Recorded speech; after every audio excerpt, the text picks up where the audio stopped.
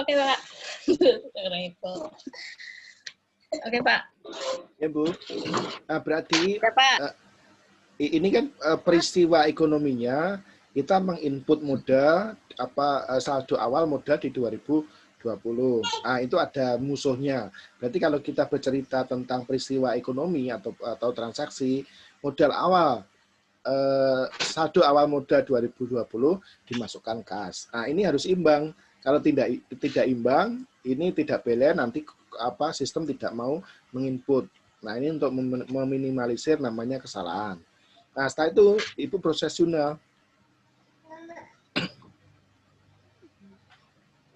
Nah, misalnya kalau mau menambahkan bukti, jadi bukti-bukti seperti bukti pembelian, bukti apa, nah, bisa langsung buatkan di sini. Jadi buktinya difoto terus diupload, Bu. Nah, jadi tambah lampiran ini. Jadi kita bukti nggak usah nyari.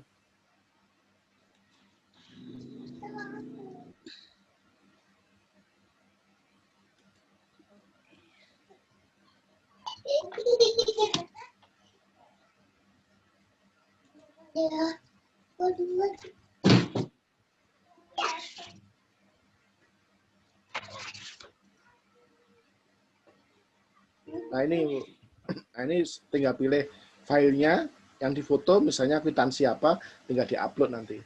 Nah, dipilih misalnya.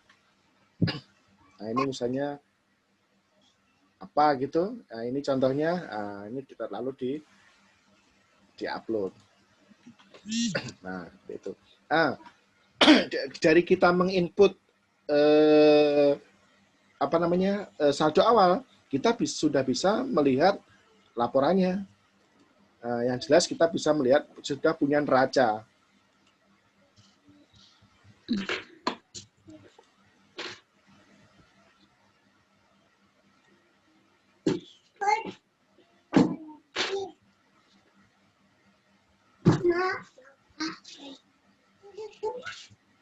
Nah, ini kita sudah punya neraca.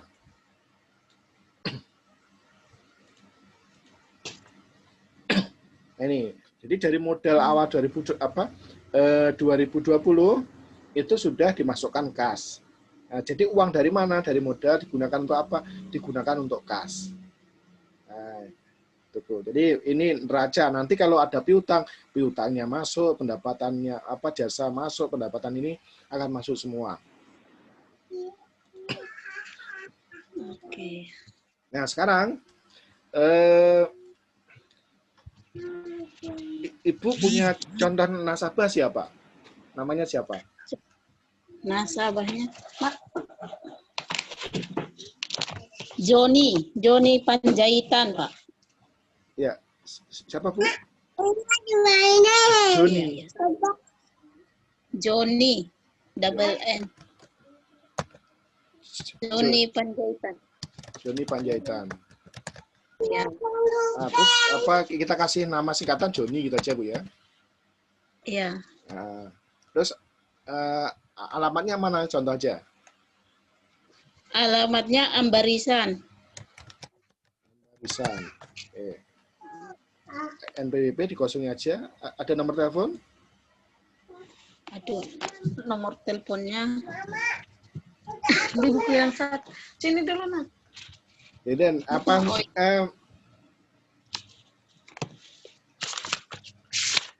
Joni, ntar Pak.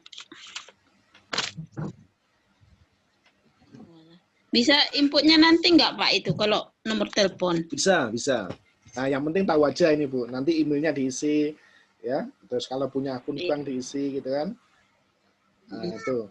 Terus ada apa limit kredit nggak?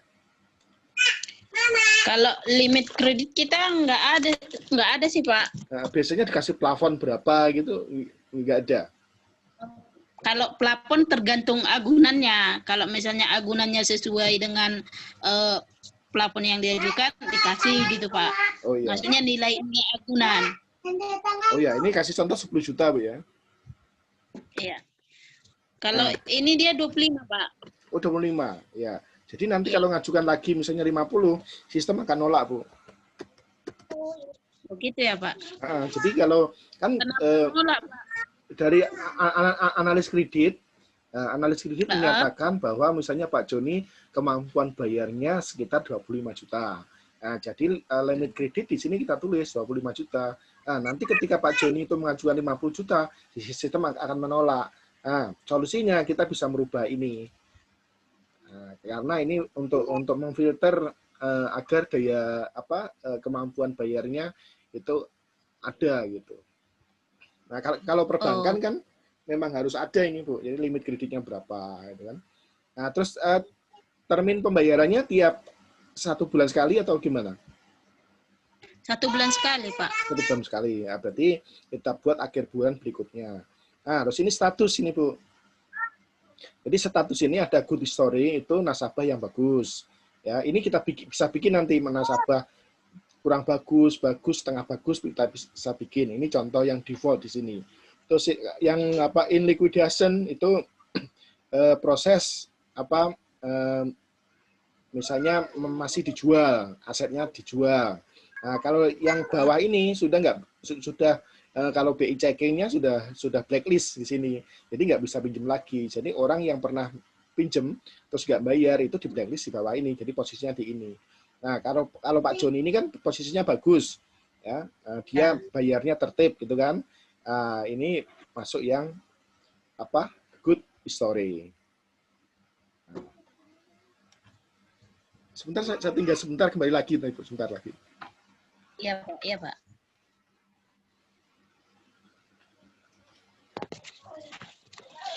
Kalian itu Lumang, Risma jangan dicoret, ini kerjaan Mama Luna. Ini Risma, Risma. Nanti mamaku nggak bisa cari duit, nggak ada nanti mama bisa bayar kakak sekolah lo. Risma, aku kenapa ya kok Risma minta tolong lah mama lo. Kalau nggak aku kurung nanti kalian di luar ya. Iya, udah kalian main aja di situ namanya. Risma, tolong dulu Risma, sini dulu buku mama ini, nggak usah dulu dipegangin nah. Buru. Kau udah ulang tahun. Aku udah bobo lah dulu. Itu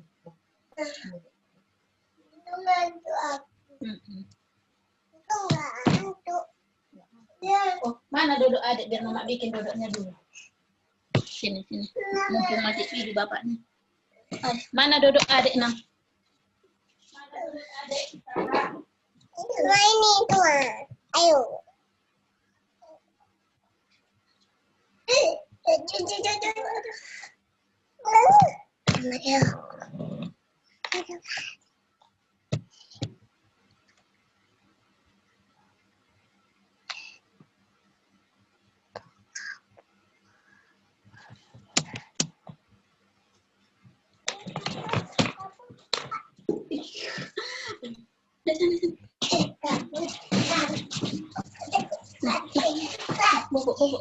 Halo Bu. Iya Pak. Nah ini. Udah naik. Lalu kita Ya,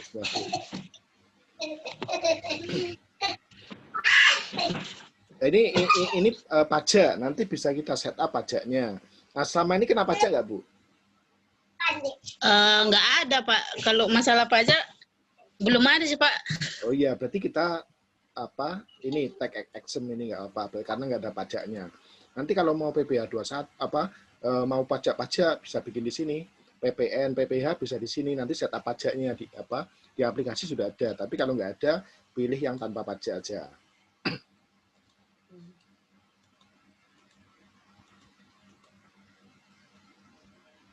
Nah, kita buat pelanggan baru atau nasabah baru. Nanti kalau kepingin diganti nasabah baru juga nggak apa-apa.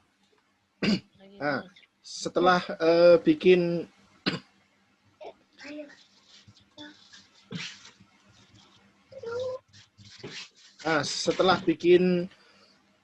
pelanggan baru, kita bikin cabangnya.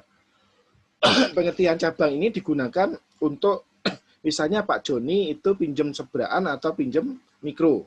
Pak Joni pinjam seberaan apa mikro? Mikro, Pak. Oh, mikro. Berarti ini Pak Joni. Nanti kalau ada Pak Joni dan lain-lain itu akan muncul di sini. Nah, kita pilih yang namanya Pak Joni. Nah, kita ini edit, Bu. Ubah, edit. Nah, ini yang di bawah. Ini masih default atau masih bawaannya aplikasi itu piutang usaha. Nah, agar nanti Pak Joni bisa muncul di piutang mikro, ini diganti piutang pinjaman mikro. Ya, lalu disimpan. Nah, ini fungsinya apa? Nah, ini fungsinya kalau kita nanti menginput jurnal piutang, ada yang pinjem. Nah, kalau kita klik atau pilih piutang mikro, otomatis Pak Joni keluar di sini. Nah, nanti nasabah-nasabah keluar di sini, tinggal pilih, Bu. Nah, kalau kita klik nasabah, misalnya seberaan, nanti nasabah seberaan muncul di sini semua. Nah, karena kan kita belum punya nasabah seberaan, maka belum muncul di sini. Nah, kita punya nasabah mikro, Pak